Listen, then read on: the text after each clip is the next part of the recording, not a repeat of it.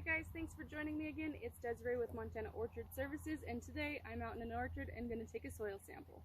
I wanted to illustrate this for you guys so that you can know and understand where and how I take soil samples. To each their own, but this is just the way that I do it. I actually borrowed the soil probe from our local agronomy shop because it seems to make it quite a bit easier than the traditional trowel method. And you may understand why here in just a few minutes. I always take the soil sample in the tree row. I never take it out in between the rows. Studies show that most of the tree roots, especially when you have a bare row, grow within the tree row. And so we want to know what the soil looks like where our roots are mostly condensed.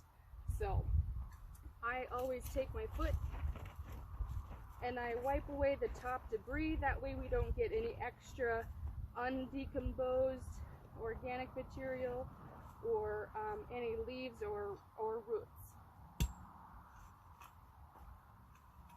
This particular soil probe is really nice because it has knives on the bottom so that it can help you cut into the soil.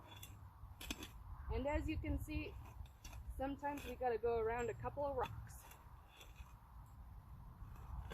Because of this auger method that the knives provide on the bottom, just a little down pressure and a few twists, and you can end up with a really good core sample.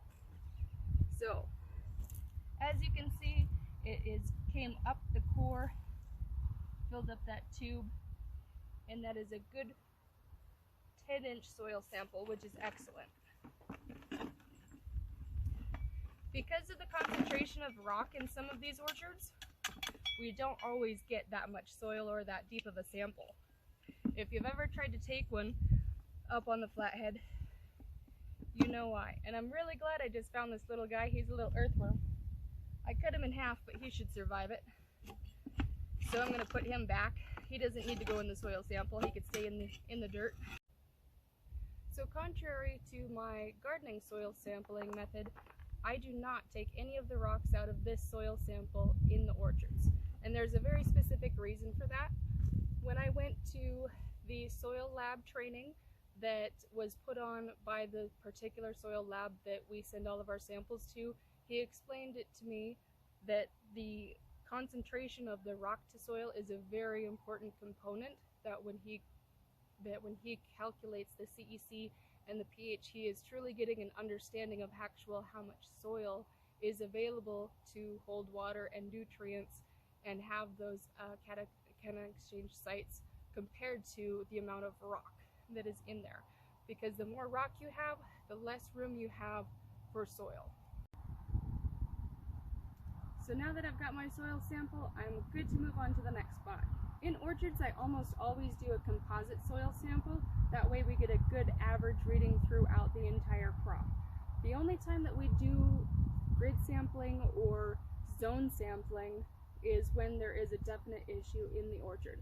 Sometimes we separate these zones based on variety of the tree, or if there's a significant elevation change or a difference in water, or we can just tell that the trees in that one area are growing different, so we need to dial it in and pay more attention and get more details.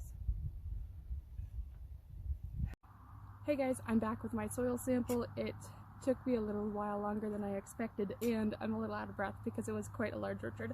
But anyways, I've got my soil here, and I'm going to leave all of the big chunks of wood in there. If I do happen to find some larger chunks of root, I am going to take those out. Roots are a good sign in your soil sample. That means that you're sampling the right soil right next to your roots. That way that you're sampling the soil that is immediately going to feed those roots. So this is a good sign. It does kind of hurt a little bit because you feel like you're damaging your tree, but don't worry, they've got a lot of roots so they can handle it. But mix up your soil, and all you need is about a quart-sized bag. Again, it goes into a paper bag, and then you can send it off to your lab. Also mail them right away so that they don't either dry out or get too much moisture in there and mold. Thanks for watching again, guys. It's Desiree with Montana Orchard Services, and I'll see you next time.